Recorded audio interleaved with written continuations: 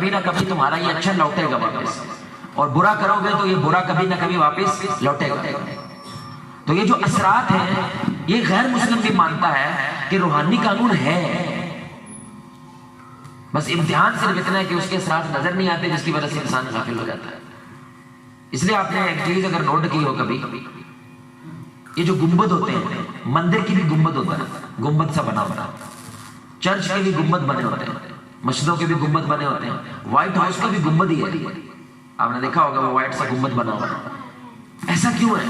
کیونکہ جو گنبد ہے نا، اس کا تصور انسان کے ذہن میں مقدس ہے۔ جب وہ گنبد دیکھتا ہے تو اس کے ذہن میں کیا آتا ہے؟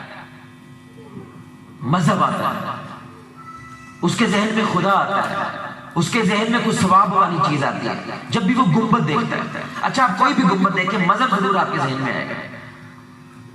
یعنی جو گنبد ہے یہ مثبت انرجی پیدا کرتا ہے، آپ میرے پوائنٹ سمجھ رہے ہیں؟ لیکن ایک جگہ پہ سگریٹ کا دھواں اٹھ رہا ہے، ٹھیک ہے، تھوڑی سی آگ لگی ہوئی ہے، وہاں سے تھوڑی سی میوزک کی آوازیں آ رہی ہیں، اور ایک لڑکی کی تصویر بنی ہے، لڑکی نہیں ہے، بس ایسے کچھ تصویر بنی ہے، محسوس ہوتا ہے کہ یہ کیا ہے؟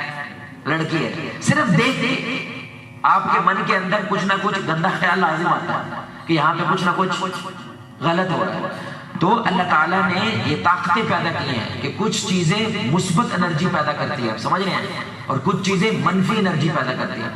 کیا آپ نے کچھ لوگ نہیں دیکھے ان کے بعد بیٹھ کے منہ سے گال نکل جاتی ہے؟ نہ گال نہ کو بات، مزاح میں بھی گال نکل جاتی ہے۔ اور کچھ لوگ ہیں ان کے اندر بیٹھ کے انسان کو شرمندگی ہونے لگتی ہے کہ میں کتنا گنہگار ہوں، میں اللہ کے قریب کیوں نہیں ہو پا رہا۔ وہ صحبت اثر کرتی ہے۔ اس لیے صحیح مسلم کی روایت ہے، حنظلہ رضی اللہ تعالی عنہ، وہ کہنے لگے کہ میں منافق ہو گیا، میں منافق ہو گیا۔ تو ابو بکر صدیق رضی اللہ تعالیٰ سے پوچھنے لگے کہ بھائی کیا کیا تم نے ایسا کہ تم منافق ہو گئے؟ تو وہ کہنے لگے کہ رسول اللہ کی صحبت میں ہوتے ہیں تو ایمان ہمارا آسمان سے باتیں کرتا ہے، لیکن جب وہ صحبت چھوڑ کے آتے ہیں تو وہ معاملہ نہیں رہتا۔ تو ابو بکر کہنے لگے یہ تو میرے ساتھ بھی ہوتا ہے۔ تو وہ رسول اللہ صلی اللہ علیہ وسلم کے پاس گئے تو ہمارے نبی مسکرا دیے، آپ نے فرمایا کہ یہ ایمان کی فطرت ہے، ایمان کبھی اوپر جاتا ہے کبھی نیچے آتا ہے۔ اگر میری مجلس کا ایمان اور بازاروں میں گھروں میں تمہارا ایمان برابر ہو جائے تو فرشتے گلیوں میں تم سے سلام لینے لگے۔ اس کا کیا معنی ہے؟ اصل میں حدیث کا مین مدعا کیا ہے کہ رسول اللہ کی صحبت کیا کر رہی ہے بھائی؟ کیا کر رہی ہے؟ اثر پیدا کر رہی ہے۔ وہ جنت جہنم سامنے ایسے جیسے سامنے نظر آ رہی ہے۔ تو اس لیے خیر کا بھی کوئی اثر ہوتا ہے اور برائی کا بھی اثر ہوتا ہے۔ اس وقت جو ہمارے اوپر حکمران بیٹھے ہیں ان کی نحوست ہے، ان کے گند کی نحوست ہے جس کی وجہ سے ہم برداشت کر رہے ہیں۔ یاد رکھیں خلافت جو ہے نا، خلافت کا تصور ہمارے ذہن میں پتہ کیا ہے؟ بس صرف نیکی نیکی رہ جاتی ہے۔ جب اسلام کا نظام ہوتا ہے پھر کیا ہوتا ہے؟ صرف ہر طرف سے نیکی نیکی ہوتی ہے۔ نہیں، غلط تصور ہے۔ خلافت کا بھی نظام ہوتا ہے، چوری ہوتی ہے بھائی، زنا بھی ہو جاتا ہے، کبھی کبھی ڈاکے بھی پڑ جاتے ہیں، ڈکیتیاں بھی ہوتی ہیں، جنگ بھی ہوتی ہے، ظلم بھی ہوتا ہے، لیکن نیکی غالب ہوتی ہے۔ بس آپ سمجھ رہے ہیں میرے بھائی؟ یعنی آپ کہہ رہے ہیں 60% نیکی ہو جائے، 40% گناہ ہو جائے، حکومت اسلام کی ہوتی ہے، لیکن الٹ ہو جائے تو اسلام یا مسلمان کیا ہو جاتے ہیں؟ مغلوب ہو جاتے ہیں۔ بس یہ فرق ہے۔ اور اس وقت گناہ جو ہے وہ غالب ہے، اور بظاہر جو نیکی ہے، نیک لوگ ہیں، وہ کیا ہیں؟ مغلوب ہیں، ان کے اوپر قبضہ ہوا ہے اس سارے گناہ کا۔ تو یہ تو نہیں ہو سکتا کہ اس کا کوئی اثر نہ ہو۔ ہر شے تاثیر رکھتی ہے میرے بھائی، اتنا بڑا گند ہو جائے اور وہ تاثیر نہ رکھے، یہ ممکن نہیں ہو سکتا، تاثیر تو ہوگی۔ اس لیے علماء نے اور قرآن نے، سننا نے گناہوں کے کیا پیدا کیے ہیں؟ اثرات بتائیں ہمیں کہ یہ اثرات اس وقت پیدا ہوتے ہیں جب انسان حد سے تجاوز کر جاتا ہے۔ گناہ کیا ہوتا ہے میرے بھائی کو بتائیں گا؟ گناہ کیا ہوتا ہے؟ بغاوت۔ بس سادی جٹکڑی زبان میں گناہ کیا ہوتا ہے بھائی؟ اللہ کہہ رہا ہے سجے جانا ہے، یہ کھبے چلا جاتا ہے۔ بس اللہ کہہ رہا ہے سیدھا جانا ہے، الٹا چلا جاتا ہے۔ اللہ کہہ رہا ہے بیٹھ جاؤ، یہ کھڑا ہو جاتا ہے۔ اللہ کہہ رہا ہے کھڑا ہو جاؤ، یہ بیٹھ جاتا ہے۔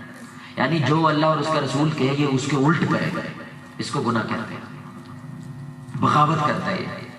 تو اب ظاہری بات ہے کچھ بغاوتیں بڑی ہوتی ہیں اور کچھ بغاوتیں چھوٹی ہوتی ہیں۔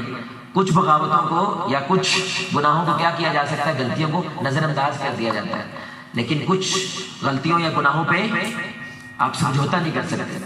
اسی لیے اسلام نے بھی کیا کیا, غلطیوں یا گناہوں کو دو حصوں میں تقسیم کر دیا, ایک بڑے گناہ اور ایک چھوٹے گناہ. اور عام سی تعریف بڑے گناہوں کی کیا ہوتی ہے؟ سمپل تعریف ہے, جس گناہ کے اوپر اللہ کوئی سزا بتائے یا اللہ کے حبیب کو سزا بتائے, یہ کرو گے تو یہ سزا ملے گی تمہیں, وہ بڑا گناہ ہوتا ہے. اور جس کے بارے میں کراہیت کا اظہار کیا اسلام نے یا مذہب نے لیکن کوئی سزا نہیں بتائی, تو وہ کیا ہوتا ہے؟ بولے بھائی چھوٹا گناہ ہوتا ہے. جیسے اللہ نے کہا لعنت اللہ علی الکاذبین, جھوٹوں پہ اللہ کی, تو جھوٹ کیا ہے؟ کبیرہ گناہ ہے. چوری کی وجہ سے ہاتھ دنیا میں کٹ جاتے ہیں تو سوچو آخرت میں کیا ہوگا بھائی. دنیا میں ہاتھ کٹ رہے ہیں تو آخرت میں اس کا کیا حال ہوگا؟ تو یہ چوری کیا ہے؟ کبیرہ گناہ. قتل کے بدلے قتل ہو جاتا ہے بندہ, دنیا میں یہ حال ہو رہا ہے. اگر توبہ نہ کرے ایسے ہی قتل ہو گیا تو آخرت میں اس کا کیا حال ہوگا؟ تو جس گناہ کی اللہ سزا بیان کرتا ہے وہ گناہ کیا ہوتا ہے؟ کبیرہ گناہ ہوتا ہے. اور بہت بڑا جملہ بولنے لگا, یہ قرآن ہے, سورہ النساء ہے. اللہ کہتے ہیں تم کبیرہ سے بچ جاؤ, صغیرہ معاف کر دے. سمجھ رہے ہیں کتنی بڑی بات ہے؟ یہ سورہ النساء ہے, اصول ہے, تم کبیرہ سے بچ جاؤ, اللہ صغیرہ معاف کر دے گا. تو جو بھی اب یہ وضو کرتے ہیں, یہ دروس اٹینڈ کرتے ہیں تو اللہ اب گناہوں کو معاف کرتے ہیں, یہ چھوٹے ہوتے ہیں, بڑا نہیں معاف ہوتا. بڑا نام لے کے معاف کروانا ہے. آپ نے باقاعدہ نام لے, یہ والا گناہ یا اللہ میں اس سے توبہ کرتا ہوں, پھر وہ گناہ بڑا والا معاف ہوتا ہے. یہ جو ہم وضو کرتے ہیں, السلام علیکم کہہ دیتے ہیں, ماشاءاللہ کہتے ہیں, سبحان اللہ کہتے ہیں, گناہ معاف ہوتے ہیں لیکن چھوٹے ہوتے ہیں. بڑے گناہ معاف ایسے نہیں ہوتے جب تک آپ اس کے لیے باقاعدہ شعوری طور پہ توبہ, جیسے نماز نہ پڑھنا, آپ بے نمازی ہیں تو بے نمازی ہونے کی آپ اللہ سے توبہ کرتے ہیں, یا اللہ آج کے بعد میں اس چیز سے توبہ کرتا ہوں. اب میرے بھائی بڑی اہم بات ہے, کیونکہ آگے جتنے بھی ہم نے باتیں کرنی ہیں وہ یہی باتیں سزائیں ہیں اللہ کی. تو ایک بات یاد رکھیں, اللہ کو سزا دینے کا کوئی شوق نہیں. اللہ پسند نہیں کرتا اپنے بندے کو سزا دینا, اللہ پسند نہیں کرتا اپنے بندے کو عذاب دینا. یہ بہت بڑی بات ہے. یہ بندہ پسند کرتا ہے کہ مجھے سزا دے, کیونکہ اللہ تعالیٰ نے بندے کے لیے جنت بنائی ہے. آدم علیہ السلام کو اپنے ہاتھوں سے بنایا, چھوٹی بات نہیں ہے. اپنے ہاتھوں سے اللہ تعالیٰ نے انسان کو پیدا کیا, تو یہ چھوٹی بات نہیں ہے. اللہ نہیں چاہتا کہ میں تمہیں عذاب دوں, یہ بندہ ڈیمانڈ کرتا ہے اللہ سے کہ مجھے سزا دو. اس لیے اللہ کو انصاف والا کہتے ہیں. عدل تو وہ کرے گا, انصاف تو کرے گا. مجرے کرنے والا اور رات کو تہجد پڑھنے والا اللہ برابر کیسے کر سکتا ہے بھائی؟ ماں باپ کی نافرمانی کرنے والا اور ماں باپ کے پیر دھو کے پینے والا اللہ ان کو برابر تو نہیں کر سکتا. اس لیے اللہ انصاف کرتا ہے, اس انصاف کی وجہ سے سزا دینی پڑتی ہے. اس لیے قرآن بڑی پیاری آیت ہے, بڑی پیاری آیت ہے سورہ النساء کی. میں پہلے بھی آپ کو سنا چکا ہوں. اللہ کہتے ہیں ما یفعل اللہ بعذابکم, اللہ کہتے ہیں مجھے کیا ضرورت پڑی ہے بندے تمہیں عذاب دینے. یہ قرآن کی آیت کے الفاظ ہیں, ما یفعل اللہ بعذابکم, اے بندے مجھے کیا ضرورت پڑی ہے سیلاب بھیجنے کی, مجھے کیا ضرورت پڑی ہے یہ گندے حکمران تم پہ نافذ کرنے کی, مجھے کیا ضرورت پڑی ہے یہ مسلمانوں سے مسلمانوں کو مروانے کی. جیسے پشاور کا دھماکہ ہوا, کم از کم 250 لوگ سے زیادہ زخمی ہوئے, مسلمان نے مسلمان کو مار دیا. میرے بھائی نماز پڑھنے آیا, پہلی صف میں بندہ کھڑا ہوا ہے, نماز پڑھ رہا ہے, اڑا دیا اپنے آپ کو, مسلمان سے مسلمان کو مروا رہا ہے. آپ کو پتا ہے قرآن میں اللہ نے یہ عذاب بیان کیا ہے کہ میں ایک پارٹی سے دوسری پارٹی کو مرواتا ہوں. وہ کوڑا ہوتا ہے اللہ کا سبب انسان بن جاتا ہے. اللہ یہ کیا کہہ رہا ہے قرآن میں, مجھے یہ کوئی ضرورت نہیں ہے یہ سب کچھ کرنے کی, اگر تم دو کام کر لو, ان شکرتم وآمنتم, اگر میرے پہ بھروسہ رکھو اور شکر گزار رہو. یہ دو کام اگر تم میں ہیں, مجھے کوئی ضرورت نہیں ہے کہ میں تم پہ عذاب دے دوں, تمہیں سزا دوں. میں یہ چیز نہیں چاہتا. بندے کی تو خود ڈیمانڈ کرتا ہے. اس لیے رسول اللہ صلی اللہ علیہ وسلم نے کہا تھا کہ میرے صحابہ میری ساری امت جنت میں جائے گی سوائے جس نے انکار کر دیا. تو صحابہ کہا یا رسول جنت میں جانے سے بھی کوئی انکار کر سکتا ہے؟ آپ نے فرمایا جس نے میری اطاعت کی اس نے جنت میں جانے کا ارادہ کیا, جس نے میری انکار کیا اطاعت سے گناہ گار ہو گیا, وہ خود کہہ رہا ہے کہ میں نے جنت نہیں جانا, بڑا کو سنبھال کے رکھو میں نہیں جانا. وہ خود اپنی زبان حال سے اپنے عمل سے اس بات کا اظہار کرتا ہے. اس لیے پھر اللہ انصاف کرتا ہے. جہنم اصل میں اللہ کا انصاف ہے بس. اس لیے امام ابن القیم الجوزی رحمہ اللہ وہ ایک آیت قرآن کے لے کر آئے ہیں, بڑی کمال آیت قرآن کی, کیونکہ وہ بھی اللہ تعالیٰ یہ بتا رہا ہے کہ گناہوں کے اثرات ہوتے ہیں. دیکھیں سب سے بڑا اثر کیا ہوا تھا میرے بھائی جنت کے اندر, آدم علیہ السلام ہے, ان سے غلطی ہوئی کہ نہیں ہے میرے بھائی, وہی نا, اس کا اثر کیا ہوا, فوراً، یہ سورہ الاعراف ہے، فوراً وہ برہنہ ہوگا، بیوی بھی برہنہ ہوگی اور شوہر بھی برہنہ ہوگا، فوراً برہنہ ہوگا۔ اور آدم علیہ السلام بھاگے ہیں وہاں سے، تو اللہ تعالیٰ آدم علیہ السلام کہتے ہیں آپ میرے سے بھاگ سکتے ہیں، تو ان کا آگے سے جواب تھا یا اللہ آپ سے شرم آتی ہے کہ ہم نے آپ کی نافرمانی کرتی ہے، بھاگ تو کہیں نہیں سکتے لیکن شرم آتی ہے آپ سے، تو گناہ کیا ہے، اثر ہوا ہے، فوری اثر ہوا ہے۔ ابلیس نے بھی گناہ کیا ہے، اس کا فوری اثر ہوا ہے کہ قیامت تک کے لیے مردود ہو گیا، لعنتی ہو گیا، اثر تو ہوگا۔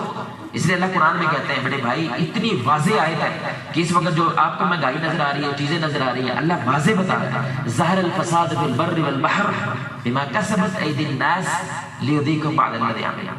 جو بھی یہ تم کرپشن دیکھ رہے ہو، ڈنکے کی چوٹ پہ تمہیں لوٹ رہے ہو، ڈنکے کی چوٹ پہ، یقین کریں آنکھوں میں آنکھیں ڈال کے آپ کو لوٹ رہے ہیں، جو ہوتا ہے کر کے لوٹ۔ اس انداز سے کرپشن اور اس انداز سے لوٹ مار اس ملک میں کبھی نہیں ہوئی جیسے اب ہو رہی ہے، لیکن اللہ کہہ رہے ہیں جو کچھ ہو رہا ہے تمہارے اپنے ہاتھوں کا نتیجہ ہے، تمہارے گناہوں کا نتیجہ ہے۔ میں نے یہ دنیا بالکل امن میں تمہیں نہ دی، تمہیں خلیفہ بنایا تھا، سب کچھ سکھ شانتی کے اندر دیا تھا، خراب تم نے کیا، تمہارے ہاتھوں کا نتیجہ ہے۔ یہ بڑی پیاری آیت ہے کہ کہتا ہے لیذیقہم بعض الذی عملوا، اپنے عمل کا مزہ تو چکھ ذرا تھا۔ اگر دنیا میں تو ختم ہو گیا ہے، فنا ہو گیا ہے، ڈپریشن میں چلا گیا ہے، یار تو جہنم کیسے برداشت کرے گا بھائی؟ یہ صرف تجھے مزہ چکھانے کے لیے کہ جب اثر پیدا ہوتا ہے جو تو کرتا ہے اس کا نتیجہ کیا نکلتا ہے، میں صرف تمہیں اثر دکھانا چاہتا ہوں، اس لیے یہ سب کچھ ہو رہا ہے۔ لیکن آخر پہ اللہ کیا کہتا ہے لعلہم یرجعون، مقصد کیا ہے تاکہ تو بولا میں تاکہ تو لوٹ آئے۔ یہاں پہ بھی اللہ اصل میں کیا کہہ رہے ہیں، مجھے کوئی اس میں مزہ نہیں آتا میرے بھائی، لطف نہیں آتا ہے یہ سب کچھ کر کے، لیکن مقصد کیا ہے، ہو سکتا ہے اب تو یہ کھڑے ہو جائیں گے، اب تو یہ آواز اٹھائیں گے، اب تو یہ کوئی نظام بدلیں گے، اب تو کوئی سین کریں گے، نہیں کرتے اور خراب ہوتا ہے، پھر کوڑا بڑھتا ہے، اب تو کھڑے ہو جاؤ گے۔ ہر ایک عذاب کے اوپر، کوڑے کے اوپر اللہ تعالیٰ کیا چاہتا ہے تاکہ تو لوٹ آئے، مقصد صرف یہ ہے۔ اس لیے اس کو اس کہانی سمجھے کہ وہ جو بھائی اپنے اپاہج بھائی کو جو تھوڑا سا موٹا تازہ تھا ویل چیئر پہ لے کے جاتا گھمانے پھرانے کے لیے پارک میں، صبح صبح تو کوئی پارک میں موجود نہیں ہوتا، اس کا بھائی ویل چیئر سے نیچے گر جاتا ہے۔ اب ظاہر بات ہے یہ پتلا پتنگ سا بچہ ہے، اس سے اٹھایا نہیں جاتا، تو گاڑیاں گزر رہی ہے، سب کو ہاتھ دیتا ہے لیکن کوئی رکتا نہیں، تو اس کو کوئی ایک بات سوچتی ہے، اینٹ اٹھاتا ہے، ایک نئی نویلی سی گاڑی گزرتی ہے، زور سے گاڑی کو مارے گا، اب کیا کرے گی گاڑی؟ ہونے رکے گی نہیں، بولو میں ہونے رکے گی نہیں، رکے گی۔ وہ غصے سے بندہ باہر آتا ہے، اس کو مارنے کے لیے ہاتھ اٹھاتا ہے، وہ کہتا ہے یار وہ دیکھو میرا اپاہج بھائی ہے، ویل چیئر سے نیچے گر گیا ہے، میں بڑی دیر سے ہاتھ دے رہا ہوں لیکن وہ رکتا ہی نہیں ہے، تو میرے پاس کوئی آپشن نہیں تھا، میں نے اٹ کٹ مارو، دیکھ لو ماری ہے تم رک گئے ہو، تو میرے بھائی کی مدد کر دیا۔ تو وہ غصہ اس کا رحم میں تبدیل ہوتا ہے، وہ بھائی کی مدد کرتا ہے، چلا جاتا ہے، لیکن گاڑی پہ جو ڈنٹ پڑا ہے نا وہ کبھی ٹھیک نہیں کراتا، ادھر ایک دائرہ لگاتا ہے اور کہتا ہے یہ میری زندگی کا سب سے بڑا سبق ہے۔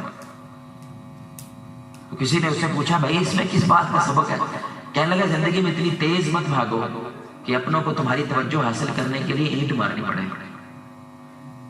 یہی بات اللہ کہتا ہے، اتنے نہ کھب جاؤ کہ مجھے آدھا ملک سیلاب میں ڈبونا پڑے، اتنے نہ ڈوب جاؤ 3000 کی سیکورٹی پولیس افسر کا ہیڈ آفس ہے، ادھر گھس کے تمہارا بندہ تمہیں تباہ و برباد کر کے چلا جائے، یہ اینٹ مارنی پڑتی ہے تاکہ تم لوٹ آؤ۔ یہ مطلب ہے لعلہم یرجعون، مقصد صرف ایک ہے تو لوٹ آئے، وجہ کیونکہ اللہ اس لیے محبت ہی کرتا ہے، اور یہ برداشت کر لے گا تو دنیا، آخرت برداشت نہیں ہوگی بندے، یہ چھوٹا سا عذاب کی وجہ سے تو واپس آ جائے گا تو بڑے عذاب سے بچ جائے گا، مقصد صرف یہ ہوتا ہے۔ اس لیے آگے جانے سے پہلے جو بھی ابھی اثرات بیان ہو رہے ہیں گناہوں کے یا بغاوت کے، یاد رکھیں اللہ تعالیٰ بندے سے محبت کرتا ہے، اللہ نہیں چاہتا کہ وہ بندے کو عذاب دے، اس لیے اللہ نے قرآن میں آیت اتاری یا ایھا الانسان ما غرک بربک الکریم، بندے تجھے کس شے نے دھوکے میں ڈالا ہے کہ میرے سے زیادہ تجھے کو محبت کر سکتا ہے؟ اللہ اکبر، آپ آیت دیکھیں نا کتنی کمال ہے، کس شے نے تجھے دھوکے میں ڈال دیا؟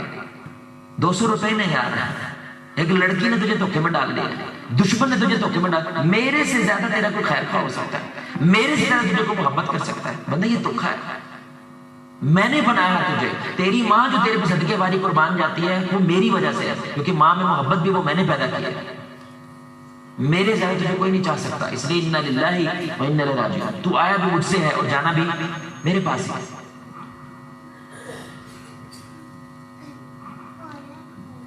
ایک دفعہ سارے کھڑے ہو, سارے بھائی کھڑے ہو.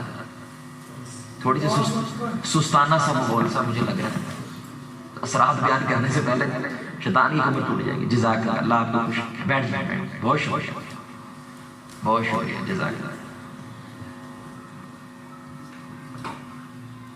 پہلا میرے بھائی ابن القیم الجوزی کی کتاب ہے اصل میں, بڑی کمال. وہ صرف اسی چیز کے بارے میں, وہ پہلا اثر بیان کرتے ہیں. گناہ کا جو سب سے پہلا اثر ہوتا ہے انسان کے اوپر, اللہ تعالیٰ اس کو علم سے محروم کر دیتا ہے. بھائی کیا کرتا ہے, سارے بولیں, علم سے محروم ہو جاتا ہے بندہ. کیونکہ رسول اللہ صلی اللہ علیہ وسلم نے فرمایا جب ایک انسان گناہ کرتا ہے تو اس کے دل پہ ایک سیاہ دھبا لگتا ہے. اگر توبہ کر جائے تو فوراً وہ صاف ہو جاتا ہے, نہیں کرتا تو دھیرے دھیرے وہ دھبا پورے دل کو کورڈ کر لیتا ہے, پورے دل پہ وہ اندھیرا قبضہ کر لیتا ہے. اور وہ جو نور تھا, علم نور ہوتا ہے, روشنی ہوتی ہے, اس روشنی کے اوپر اس گناہوں کی وجہ سے اندھیرا چھا جاتا ہے, علم سے محروم ہو جاتا ہے. اس کا معنی میں کافی دیر سوچتا رہا اس میں کہ دیکھیں ابھی دروس سن رہے ہیں لوگ, اور ہو سکتا ہے ساتھ میں گنہگار بھی ہیں, علم تو آ رہا ہے بھائی, سنائی تو دیتا ہے ان کو, پڑھ بھی لیتے ہیں, انٹرنیٹ کے اوپر کوئی ویڈیو شوڈیو چلتے ہیں, کچھ نہ کچھ دیکھ بھی لیتے ہیں, لیکن بغاوت پھر بھی کر رہے ہیں. تو علم تو آ رہا ہے, محروم تو کوئی نہیں ہو رہا. اس کا معنی کیا ہے کہ علم سے محروم ہوتے ہیں؟ یہ بڑی سننے کی بات ہے. اصل میں میرے بھائی ابھی آپ نے علم لیا ہے نا, اس کا اصل مقصد کیا ہے کہ آپ کی زندگی بہتر ہو جائے, آپ غلط راستے کو چھوڑ کے خیر کے راستے کی طرف چلے جائیں. امتحان تو آپ کے اس علم کے باہر ہونا ہے نا بھائی, ادھر تو امتحان ہے کوئی نہیں, امتحان تو باہر دکان پہ جا کے ہونا ہے. اب آپ جب دکان پہ جاتے ہیں, اگر یہ گنہگار آدمی ہے, یہ فاسق و فاجر آدمی ہے, اثر کیا ہوتا ہے, اس کا دل یہ علم ہولڈ نہیں کر پاتا, سمجھ رہے ہیں, کیونکہ اس کا دل کمزور اتنا ہو جاتا ہے, اندھیر میں چلا جاتا ہے, وہ ہولڈ نہیں کر پاتا جب علم کی ضرورت ہوتی ہے.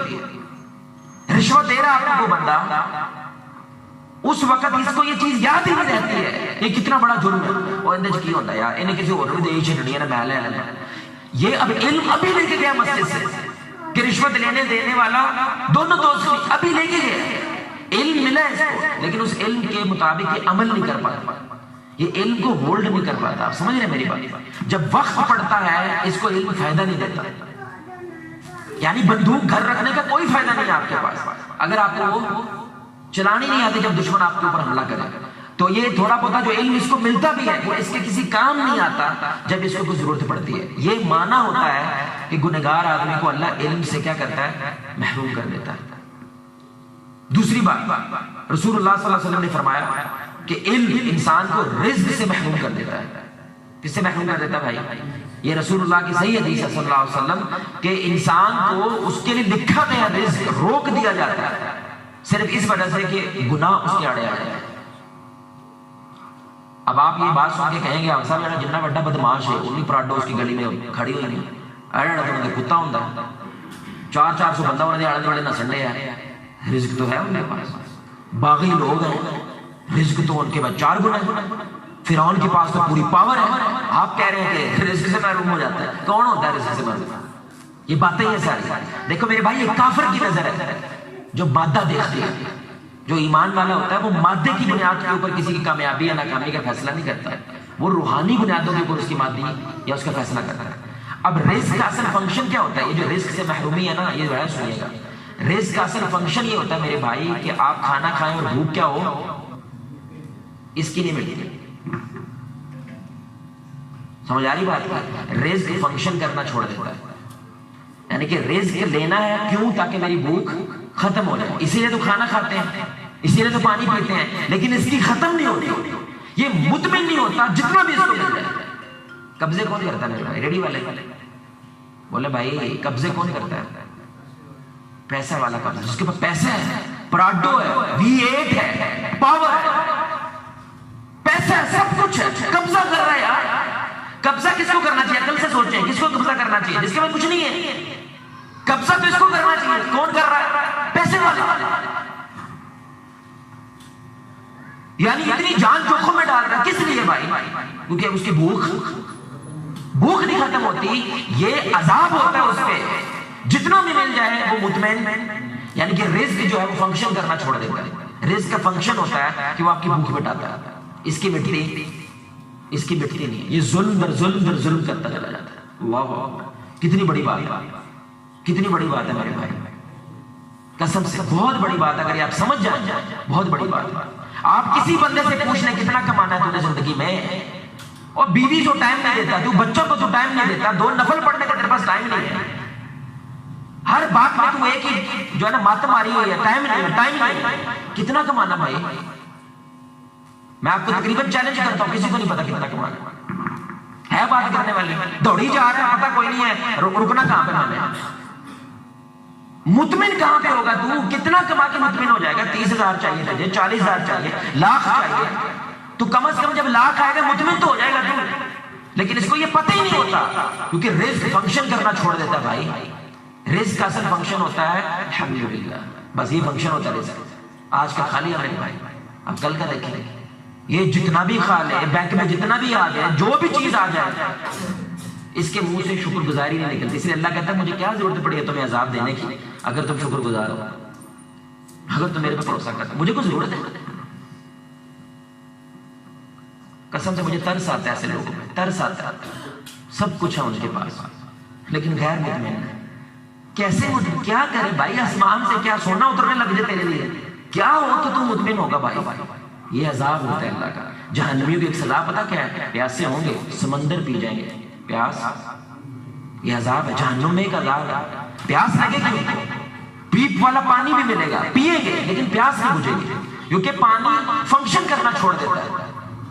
اور ایمان والے حوض کوثر صرف ایک کپ پیئیں گے میرے بھائی، اس کے بعد زندگی میں کبھی پیاس، ایک کپ، اس مہنگائی کے دور میں تو مننا ہی نہیں، آج کی جنریشن مان ہی نہیں سکتی۔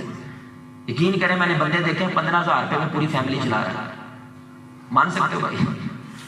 میں مان سکتے ہو؟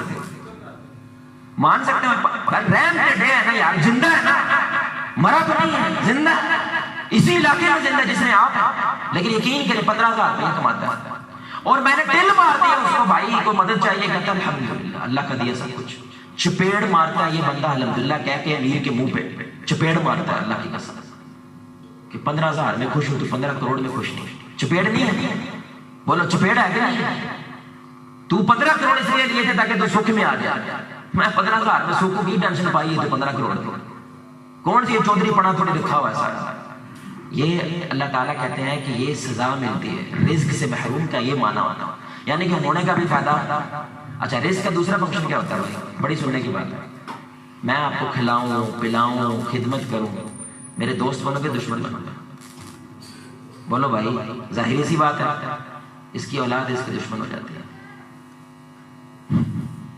جن کو کھلاتا ہے پلاتا ہے، سہولتوں میں رکھتا ہے، اے سیوں میں رکھتا ہے، ان کو آنچ تک نہیں آنے دیتا، ماں کا لاڈلا بنا کے رکھتا ہے، ہاتھ کا پھوڑا بنا کے رکھتا ہے، وہی اس کے منہ پہ دروازہ مار دیتی ہے، کیونکہ رزق کا فنکشن کیا ہے؟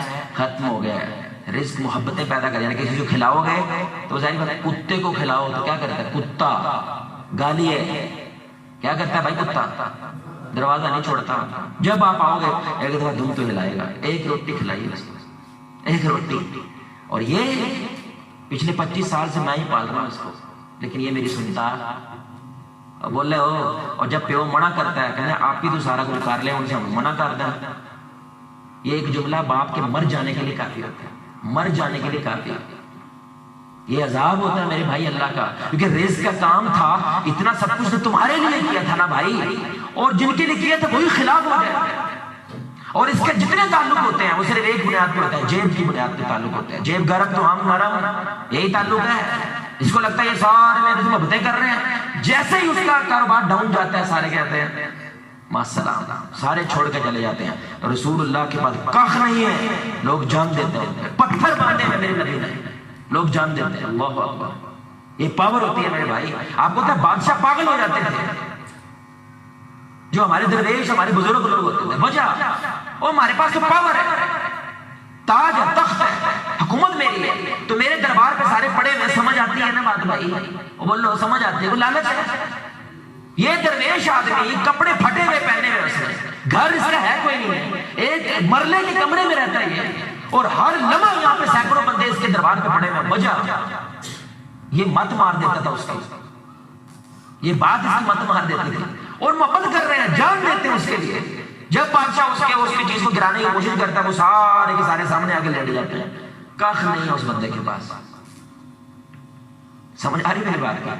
رزق میرے بھائی محبت پیدا کرنی چاہیے اس کو، لیکن وہ پیدا اسی لیے تو وہ کر رہا تھا نا، اس کو میں پیسہ دے کے خرید جاتا ہوں، اس کو میں یہ کر کے خرید دوں گا، اس کو میں گڑیاں لے کے خرید دوں گا، اس کو موبائل لے کے خرید دوں گا، لیکن کوئی بھی اس کا ہوتا بولے اس کا کوئی نہیں ہو سکتا، اور یہ چیز اس کو ختم کر دیتی ہے، فنا کر دیتی ہے۔ دیکھ لے فرعون نے کیا کچھ نہیں کیا، صرف ایک بچے کو مارنے کے لیے، اسی بچے نے فرعون مار دیا۔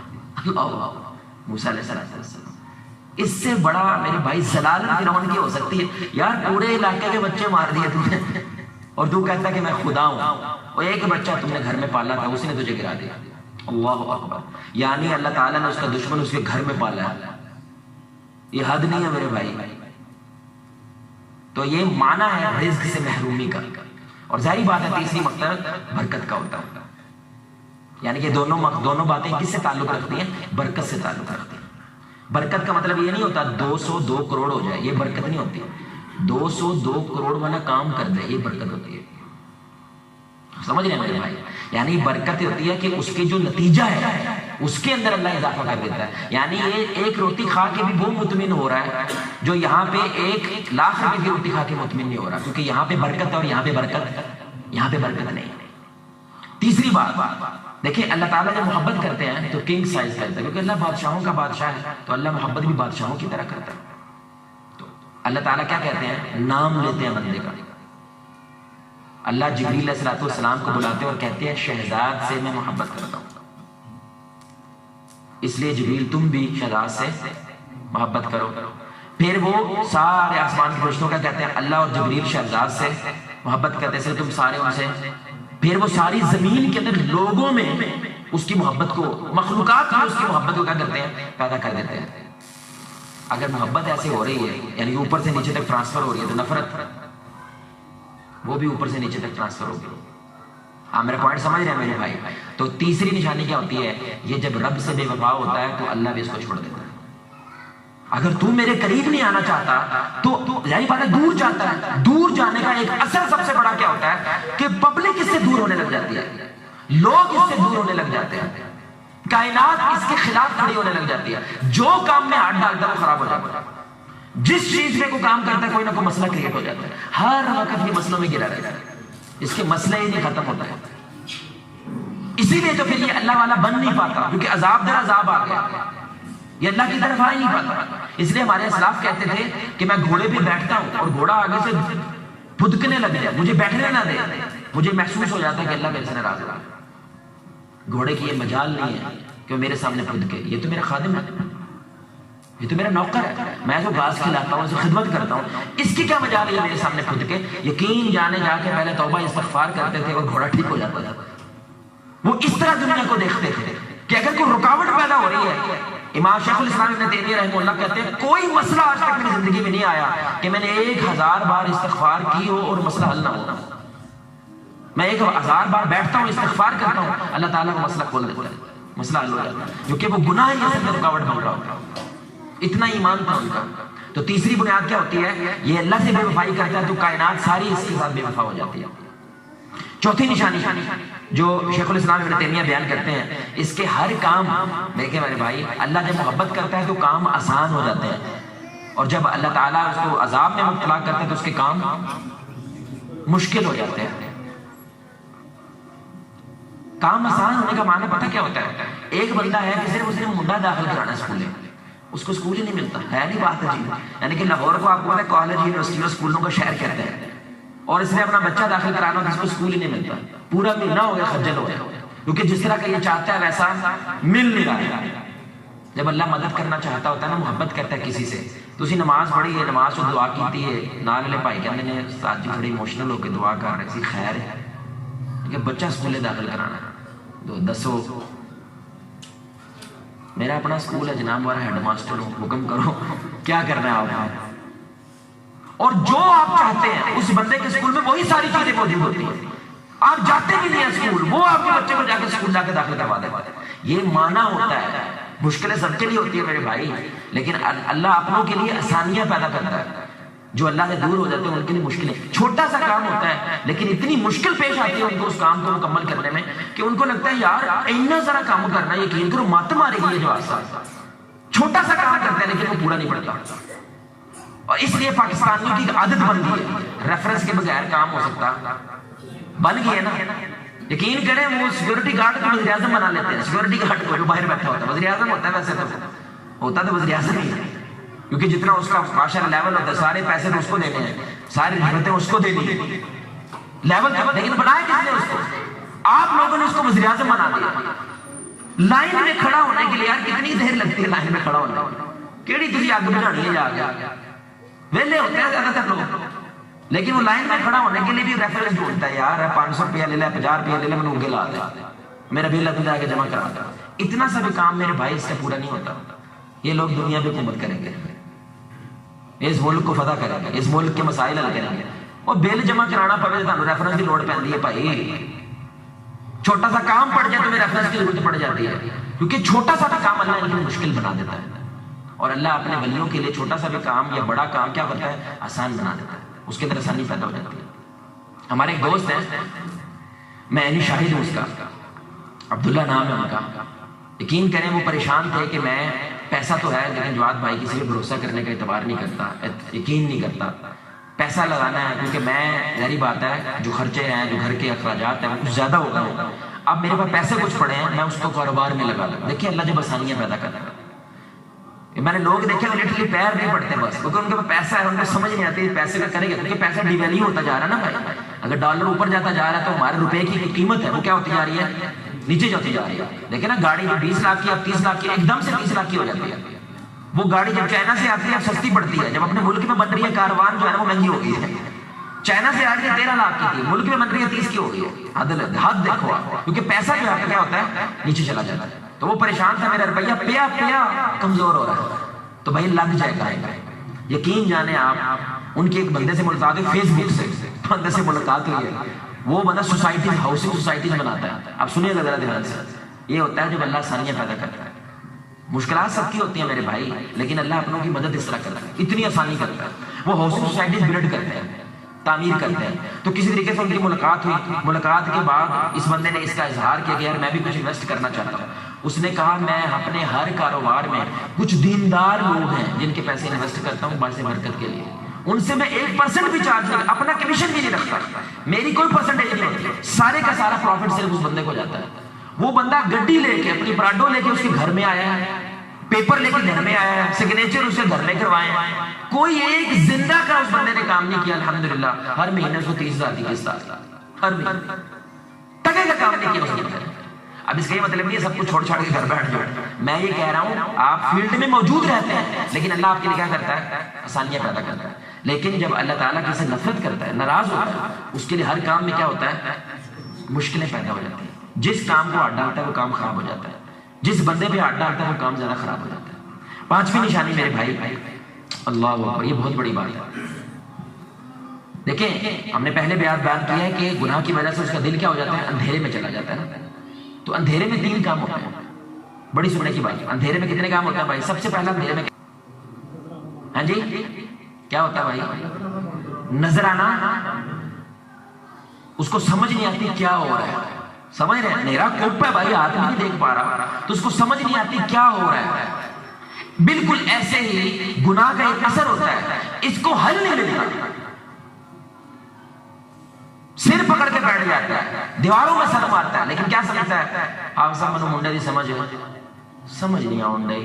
بیوروکریسی ہوتی ہے بھائی, بیوروکریٹ ہے, پاور ہے اس کے پاس پورے علاقے کی. وہ کیا کہتا ہے اس ملک دی سمجھ نہیں آؤں, سمجھ نہیں آتی. کیوں؟ اندھیر کی وجہ سے. کیوں میرے بھائی؟ جب روشنی ہوتی ہے تو نظر آتا ہے کہ نہیں, سب کچھ نظر آتا ہے. تو ایمان والا اللہ کے نور سے دیکھتا ہے. کیا مانا؟ جو اللہ علم دیتا ہے اس کو قرآن و سنت کا وہ نور ہوتا ہے, وہ اس نور سے دیکھتا ہے, جس کی وجہ سے اس کے حل کم از کم معلوم ہوتا ہے کہ اس مسئلے کا حل کیا ہے. بھائی بیماری کا زیادہ بڑا عذاب یہ ہوتا ہے, ایک تو بیماری ہے, اوپر سے یہ نہیں سمجھ آ رہی کہ اس کو دوائی کون سی لگے گی. یہ اس سے بڑی بیماری بڑھ جاتی ہے، وہ بیماری اس ٹینشن کی وجہ سے اور زیادہ بڑھ جاتی ہے۔ دوسرا اندھیرے کا کیا مسئلہ ہوتا ہے؟ خوف آتا ہے، گنہگار آدمی بزدل ہوتا ہے، ایمان والا تگے بھی اس کے پاس کوئی شے نہیں ہوتی لیکن دلیر ہوتا ہے۔ آپ بلال رضی اللہ تعالیٰ عنہ کو دیکھیں میرے بھائی، ایک وقت تھا کہ ان کے گلے میں پٹا ڈال کے گھسیٹا جا رہا ہے، لیکن جب ایمان آیا پورے کے پورے مکہ کے سامنے چیلنج کر کے کھڑے ہو جاتے ہیں۔ حد نہیں ہے میرے بھائی، سوچ نہیں سکتے تھے عرب والے کبھی یہ غلام لوگ، یعنی ہر وقت بس ایسے کر کے کھڑے ہونا ہے، اور سویا ہوا ہے، مالک سو گیا ہے تو بھاگ جو بھائی، بھاگتے تک نہیں تھے کیونکہ غلامی ان میں رچ بس گئی تھی، لیکن صرف ایک ایمان کی فار اندر پیدا ہوئی ہے، پورے نظام سے ٹکر پتھر رکھ رہے ہیں بھائی سینوں پہ، ان کو مارنے کی کوشش کر رہے ہیں، لیکن وہ کیا ہوا ہے، دلیر ہو جاتے ہیں وہ لوگ، لیکن جو گنہگار لوگ ہوتے ہیں وہ کیا ہوتے ہیں، اس لیے آپ کو شاید ہی کو بدماش ملے گا جو کلہ ہوتا ہے، 400 لاٹو لے کے گھومتا اپنے ساتھ، اتنا ڈرپوک آدمی ہوتا ہے، یقین کریں صرف 400 کے مجمع میں ایک نکل کے چپیڑ مارنی ہوتی ہے، بس سب ختم ہو جاتا ہے، بس اس کا خوف ہی سب کچھ ہوتا ہے۔ اس لیے طالبان ایک وجہ سے جیت گئے، اس کی ایک سروے ہوا، گورا ہر چیز میں سرچ مارتا ہے، 3000 ارب ڈالر، کتنا اللہ یار، کتنا بڑا معجزہ ہوا اللہ کی قسم افغانستان میں، لیکن واقعی یہ بھی تو ایک عذاب ہے نا، اندھیرے میں انسان کو دکھتا نہیں ہے یار، ہمیں 3 ارب ڈالر چاہیے بھائی، 10 دن کے دورے پہ IMF آیا ہوا ہے، 10 دن کے دورے پہ ایک چیز کہہ رہا ہے، لٹلی ٹانگ پہ ٹانگ رکھ کے بیٹھتے ہیں، اپنے واپڈا کی چیزیں لے کے آؤ، اپنے فلاں کی چیزیں لے کے آؤ، کافر ہمارے ملک میں آ کے بیٹھا ہوا ٹانگ پہ ٹانگ رکھ کے، کتنے پیسے چاہیے؟ 2 سے 3 ارب ڈالر۔ امریکہ نے افغانستان میں کتنا لگایا ہے؟ 3000 ارب ڈالر، اللہ اکبر، $1 270 ہو گیا جی میرے بھائی، حساب لگا لو، کیلکولیٹر بند ہو جانا آپ کا۔ کون جیتا ہے اور کون جیتا بھائی؟ 20 سال کے بعد بھی کہنا پتہ نہیں یہ مارتے ہی نہیں یار، اسی مار کے جانے ہیں، پتہ نہیں کتنے ہونے کے نام لینا، پھر مار کے جاتے ہیں۔ اس کی وجہ پتہ کیا ہے؟ اس کی ایک وجہ میرے بھائی، ان کی ضرورتیں کم ہیں، اس لیے وہ دلیر ہیں، غاروں میں رہتے ہیں میرے بھائی، کچے انہوں نے گھر بنائے ہوتے ہیں، سمجھ رہے میرے بھائی، وہ مار کے جاتے ہیں 2 دن میں نیا بنا لیتے ہیں۔ اور یہ مجھے محسوس ہوا سیلاب کے دور میں، یہ تونسا کی طرف ایک علاقہ ہے، بڑی پہاڑیوں پہ جا کے لوگ رہتے ہیں، لیکن ان کو ایسے لگتا ہے یہ لوگ ابھی بھی 200 سال پیچھے رہے، دنیا سے 200 سال پیچھے، ایسے لوگ رہتے ہیں۔ ہم نے ٹل مار لیا کہ پکا گھر بنا دیتے ہیں، کہتے ہیں نہیں ہمیں کچھ نہیں چاہیے، یہ جو روڈیں انٹیں نہیں پڑی ہوتی بس اس کو ایسے کر جوڑتے ہیں، پھر وہ چھت پوا دیں، وہ 7-8 ہزار کی پڑتی ہے۔ ہم نے زیادہ ٹینشن نہیں لینی ہے بھائی، جو جتنی بڑی سہولیات میں آتا ہے اس کی ذمہ داری مینجمنٹ بھی اتنی بڑی ہو جاتی ہے۔ ہمیں کسی نے دوبارہ پوچھنا تو ہے کوئی نہیں ہے، بس ہماری عادتیں نہ خراب کریں، آپ بس ایک چھت ڈلوا دیں، یہ ایک بنیادی چیز ہے جس کی وجہ اب جس بندے نے 50 کروڑ کا گھر بنایا وہ لڑے گا، پاگل ہے وہ، ایک بم بجنا 50 کروڑ ختم، سٹے لینا ہے سب کچھ ختم۔ تو اس لیے یہ خوف زیادہ ہوتا ہے، جتنا پیسہ بڑھتا ہے نا اس بندے کا خوف اتنا زیادہ بڑھ جاتا ہے کہ کہیں چھن نہ جائے۔ ایمان والے کو پتہ ہی پیسہ میرا، بولے پیسہ آتا ہے اس کے پاس لیکن خوف نہیں آتا، کیونکہ میرا تو ہے کوئی نہیں ہے، اللہ چاہے تو دے دے، چاہے تو واپس لے لے، اس لیے وہ خوف سے زیادہ ہوتا ہے۔ تو ولیوں کی نشانی کیا ہوتی ہے؟ ولا خوف علیہم ولا ہم، اللہ ان کو خوف اور غم سے کیا کرتا ہے؟ آزاد کر دیتا ہے۔ اور ہمارے ہر دوسرے بندے کو خوف ہی تو ہے، ہر وقت میڈیا پہ کیا پھیلا رہے ہوتے ہیں؟ ملک ڈیفالٹ کرنے لگا ہے، انڈیا کے پاس 600 ارب ڈالر ہے جو ٹینکی میں پڑا ہوا ہے، ٹینکی میں سمجھتے ہیں پڑا ہوا ہے، ریزرو ہے بچا ہوا 600 ارب، ہمارے پاس 3 ارب رہ گیا، دعویٰ کر دو، ڈرا دیتے ہیں بہت زیادہ، اور پورے ملک میں صرف خوف کی فضا پیدا کرتے ہیں۔ یہ کس کی وجہ سے ہوتا ہے میرے بھائی؟ گناہ کی وجہ سے اندھیر پیدا ہوتا ہے، اندھیر کے اندر انسان کو خوف آتا ہے کیونکہ اس کو حل نہیں دکھائی دیتا، سولوشن نہیں دکھائی دیتا۔ اور تیسرا کام کیا ہوتا ہے؟ اس کو کہیں نا اٹھ کے میرے پاس آ، آواز آ رہی ہے اندھیرا گھوپ ہے، اٹھ کے میرے پاس آ، یہ آئے گا؟ بولے بھائی آئے گا؟ یہ ڈیسائیڈ نہیں کر پاتا، فیصلہ نہیں کر پاتا، پیر پہ پھرتا ہے، پیر پہ پھرتا ہے، ادھر فیصلہ کرے گا باہر جا کچھ اور ہو جائے گا، سیاستدان کے سامنے بیٹھا کچھ اور ہو جائے گا، مولوی کے سامنے بیٹھا کچھ اور، بار بار چینج کرتا ہے، کیوں؟ اندھیرے میں ہے نا، اندھیرے میں سمجھ نہیں آتی کہ یہ کیا کر رہا ہے۔ اور چوتھا اندھیرے میں کیا ہوتا ہے؟ اگر کسی غلط چیز میں پیر رکھ دیا، کوئی مائن پڑی ہوئی ہے، بم بج گیا، ہر شے تباہ ہو جائے گی، ایسا ہے کہ نہیں؟ تو یہ اندھیرے کی وجہ سے کوئی ایسا جملہ بول دیتا ہے، کیونکہ جاہل ہے، گنہگار بھی ہے پھر جاہل بھی ہے، کوئی ایسا جملہ بول دیتا ہے جہنم کی گہرائیوں میں چلا جاتا ہے، کوئی ایسا کانڈ کر دیتا ہے، کوئی ایسا ظلم کر دیتا ہے، کوئی ایسا گناہ کر دیتا ہے جو اللہ تعالیٰ نے ساری زندگی کی چیزیں برباد کر دیتا ہے۔ چھٹی چیز میرے بھائی جو اس کی وجہ سے پیدا ہوتی ہے، اس کا عبادت میں دل، خیر کی بات سننے کا اس کا دل نہیں لگتا۔ اللہ قرآن میں کہتے ہیں ایمان والوں کو جب قرآن پڑھ کے سنایا جائے تو ان کا ایمان کیا ہوتا ہے؟ اس کو جمائی آتی ہے، اس کو سونا آتا ہے، یہ بار بار گھڑیاں دیکھتا ہے بند کب ہوگا، بھلے 5 منٹ کا ہوگا، حالانکہ باہر 4 گھنٹے پھٹے پہ بیٹھا رہے گا، 4 گھنٹے پھٹے پہ بیٹھا ہے، ویلا سگریٹ پی رہا ہے، تھوڑی دیر بعد اس کو سمجھ نہیں آتی میں کیا کروں، پھر ایک اور سگریٹ پی لیتا ہے، کسی کو بلا کے ایویں شروع ہو جائے گا، کوئی بات نہیں، کچھ بھی نہیں، صرف ٹائم پاس کرنے کے لیے، لیکن 5 منٹ کی خیر کی بات یہ سن نہیں پاتا۔ کس کی وجہ سے؟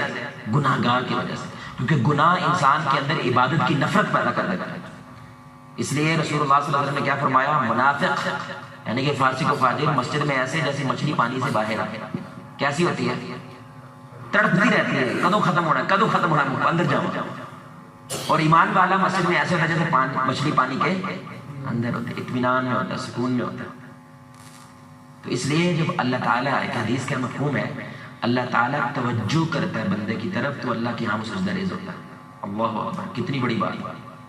تو کچھ لوگ ہوتے ہیں اللہ چاہتے ہی نہیں ہے یہ میرے سامنے جھکے بھی، اس کو اپنے گھر میں آنا برداشت بھی نہیں کرتا۔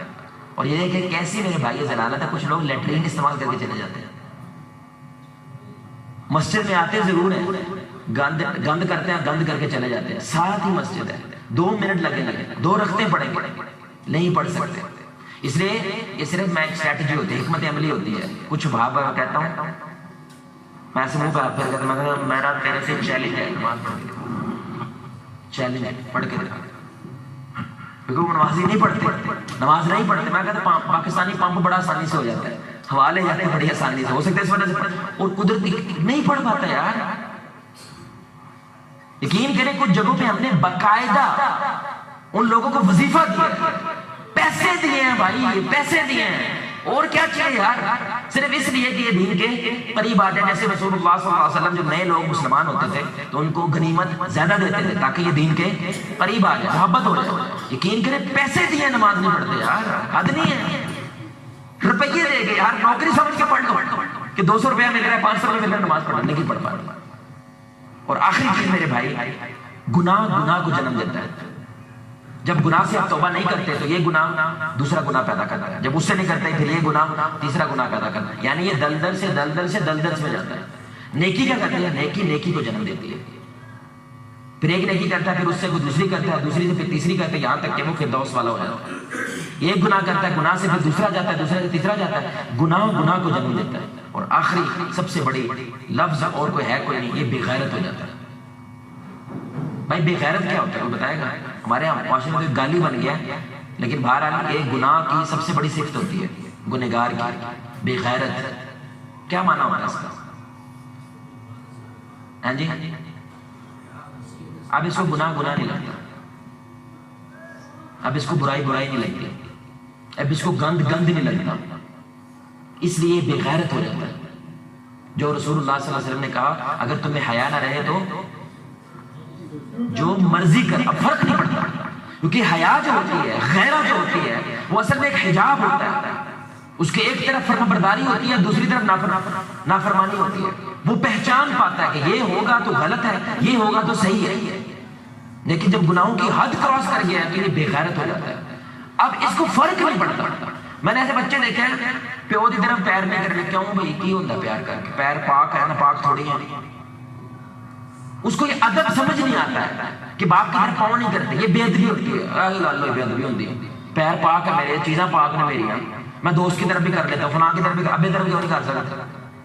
اس کو یہ چیزیں سمجھ آنا ختم ہو جاتی ہے، یہ فرق کرنا ختم کر دیتا ہے، یعنی کہ اس کو فرق نہیں محسوس ہوتا کیا صحیح ہے کیا غلط ہے۔ وہ کہتا ہے میں اپنے دوست کے سامنے ایسی باتیں کرتا ہوں، ابے کے سامنے تو ناراض ہو جاتا ہے، ایسی گل نہیں، یہ تو جگہ میرا دوست ہے نا۔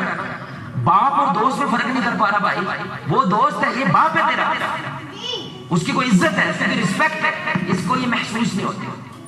یہ گناہ کا بہت بڑا اثر ہوتا ہے. اور آخر میں کچھ صرف آپ کو کچھ حدیث سنا دیتے ہیں کہ جو گناہوں کو صاف کر دیتی ہے. تو اب انسان اگر ان انتہاؤں کو چھو گیا ہے، یہ تو وہ نشانیاں میرے بھائی کہ اگر کسی میں یہ پائی جاتی ہیں تو اس کا کیا معنی ہے کہ یا تو آپ جان بوجھ کے کچھ کر رہے ہیں یا انجانے میں کچھ کر رہے ہیں، غلط تو کچھ ہو رہا ہے جس کی باعث آپ کے اندر یہ نشانیاں پیدا ہو رہی ہیں، کچھ تو غلط ہو رہا ہے. تو الحمدللہ اسلام نے ہمیں کیا کیا ہے، کچھ نہ کچھ نشانیاں، کچھ نہ کچھ ایسے اعمال بھی بتائے، یہ کر لو تو اللہ کیا کرتا ہے، گناہوں کو ختم کر دیتا ہے، گناہوں کو صاف کر دیتا ہے. سب سے بڑی تو یقیناً توبہ ہے. سب سے بڑی کیا ہے، رسول اللہ صلی اللہ علیہ وسلم کم از کم 100 مرتبہ دن میں استغفار کرتے ہیں. ان کی ایک بنیادی وجہ کیا تھی، ایک تو وہ اللہ کے شکر گزار بنے، لیکن بنیادی وجہ اگر محمد الرسول اللہ یہ کر رہے ہیں تو بھائی تمہیں کیا تکلیف ہے، تم کیوں نہیں کرتے؟ تم تو عام سے لوگ ہو، میں تو اللہ کے ساتھ باتیں کرتا ہوں پھر بھی میں استغفار کر رہا ہوں. اس لیے بڑی اہم بات کہنا جا رہا ہوں، توبہ سب سے بڑی نیکی ہے. توحید سے بھی بڑی نیکی توبہ ہے. کلمے سے بڑی نیکی توبہ ہے. وہ بتائے گا کیسے؟ بتائیں گے کیسے؟ توبہ توحید سے، کلمے سے بڑی نیکی ہے. کیسے بھائی؟ تو یار نہیں وہ تو ہے ہی، کیونکہ پہلے آپ نے کیا کرنا ہے، جو گند کیا ہے اس کے لیے کیا کرتے ہیں، آپ توبہ کرتے ہیں. آپ کے اندر شرمندگی پیدا ہوتی ہے، میں آج تک جو تھا وہ غلط تھا. آپ پہلے کیا کرنی ہے، توبہ کرتے ہیں، صفائی لیتے ہیں. صفائی لینے کے بعد پھر آپ دائرہ اسلام میں کلمہ توحید پڑھ کے داخل ہو جاتے ہیں. یعنی توبہ کا ایک قطرہ میرے بھائی اگر شرک کے اوپر بھی پڑ جائے شرک ختم ہو جاتا ہے. جس کے اوپر پڑتا ہے وہ چیز ختم ہو جاتی ہے. اتنی بڑی نیکی، سب سے بڑی نیکی اللہ کے ہاں وہ توبہ ہے. تو سب سے پہلی چیز کیا ہے جو گناہوں کو صاف کرتی ہے بھائی، وہ کیا ہے؟ ایک دفعہ سارے بھائی کہتے ہیں یا اللہ میری توبہ، دل سے کہتے ہیں یا اللہ میری توبہ. ایک دفعہ پھر کہتے ہیں یا اللہ میری توبہ. اللہ آپ کی توبہ قبول فرمائے. دوسرا، رسول اللہ صلی اللہ علیہ وسلم نے فرمایا ایک نماز سے دوسری نماز تک گناہ معاف ہو جاتے ہیں، ایک جمعے سے دوسرے جمعے تک گناہ معاف ہو جاتے ہیں، ایک رمضان سے دوسرے رمضان کے گناہ معاف ہو جاتے ہیں. تیسرا، آپ صلی اللہ علیہ وسلم نے فرمایا جب انسان وضو کرتا ہے تو وضو کرنے ہاتھ سے کرتا ہے تو ہاتھ کے گناہ معاف ہو جاتے ہیں، آنکھوں سے معاف ہو جاتے ہیں، کان سے معاف ہو جاتے ہیں. جس چیز کو دھوتا ہے اللہ تعالیٰ اس کے گناہوں کو معاف کر دیتا ہے. پھر آپ صلی اللہ علیہ وسلم نے فرمایا دو مسلمان جب ہاتھ ملاتے ہیں اور السلام علیکم کہتے ہیں، ہاتھ ملاتے ہیں، تو ان کے ہاتھ چھوڑنے سے پہلے یعنی کہ جتنی دیر وہ ہاتھ ملاتے ہیں اللہ ان کے گناہوں کو جھاڑنے لگ جاتا ہے، اللہ تعالیٰ کے گناہوں کو معاف کر دیتا ہے. سبحان اللہ. پھر بڑی کمال، یہ تو کمال ویسے اللہ کا رسول ہے، ان الحسنات یذہبن السیئات، نیکی گناہوں کو مٹا دیتی ہے. تو آپ نے ابھی گالی دی، غلطی سے نکل گئی، ماں بہن کی وہ گالی نکل گئی، فوراً آپ کہتے ہیں استغفر اللہ. اب وہ جو نیکی کی ہے وہ اس گناہ کو مٹا دیتی ہے. وہ لکھا بھی نہیں جاتا ہے، وہ فوراً ختم ہو جاتا ہے. یعنی آپ نے وہ برائی کی، اس کے فوری بعد آپ کیا کرتے ہیں، نیکی کرتے. اس لیے ہمارے یہاں مشہور فوری ہم کو استغفر اللہ، یہ میرے سے کیا ہو گیا، سمجھ رہے ہیں؟ کیونکہ یہ اصول ہے قرآن کا، ان الحسنات یذہبن السیئات، کہ نیکی گناہوں کو مٹا دیتی ہے. اس لیے السلام علیکم ورحمۃ اللہ وبرکاتہ 30 گناہ مٹ جاتے ہیں، 30 نیکیاں ملتی ہیں، 30 درجات بلند ہو جاتے ہیں. پھر آپ صلی اللہ علیہ وسلم نے فرمایا صدقہ کیا کرو. صدقہ گناہوں کو ایسے مٹاتا ہے جیسے پانی آگ کو بجھاتا ہے. آپ صلی اللہ علیہ وسلم نے فرمایا جب امام کہتے ہیں وَلَضَّالِّينَ تو فرشتے بھی کیا کہتے ہیں، آمین کہتے ہیں. اگر تمہاری آمین فرشتوں کی آمین کے ساتھ کوئنسائڈ کرتی ہے، مل جاتی ہے، تو اللہ تعالیٰ تمہارے تمام گناہوں کو معاف کر دیتے ہیں.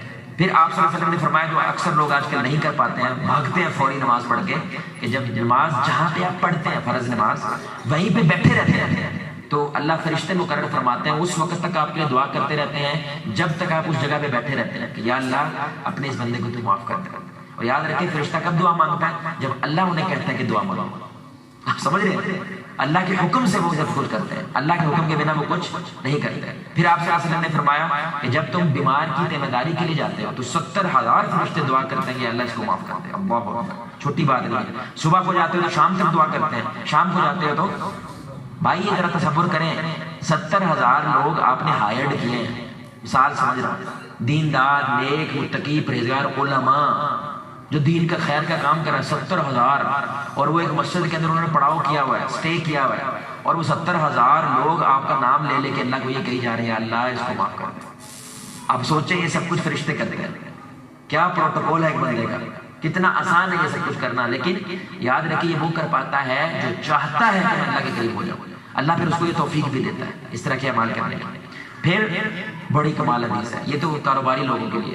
رسول اللہ صلی اللہ علیہ وسلم نے فرمایا، بخاری کی حدیث ہے یہ، کہ ایک شخص جب فوت ہوا اس سے حساب کتاب شروع ہوا، اس سے پوچھا گیا کہ تم نے کیا کیا، تو وہ کہنے لگا کہ میں کاروباری تھا، امیر آدمی جو ہوتا تھا اس کو میں ٹائم دے دیتا تھا، ادھار دیتا تھا، لیکن جو امیر آدمی ہوتا اس کو تھوڑا سا ٹائم دے دیتا تھا، جو غریب آدمی ہے اس کو میں پیسے بھی کم کرتا تھا اور ٹائم بھی دیتا تھا۔ رسول اللہ صلی اللہ علیہ وسلم نے فرمایا اس کی اس ادا کی وجہ سے اللہ تعالیٰ نے سارے گناہوں کو معاف کر کے جنت میں بھیج دیا۔ بخاری کی حدیث ہے۔ تو ٹائم دینا یعنی کہ برداشت کر لو تھوڑا سا میرے بھائی، اور یاد رکھ کے بخاری کی حدیث ہے، اللہ تمہیں کمزوروں کی وجہ سے دیتا ہے۔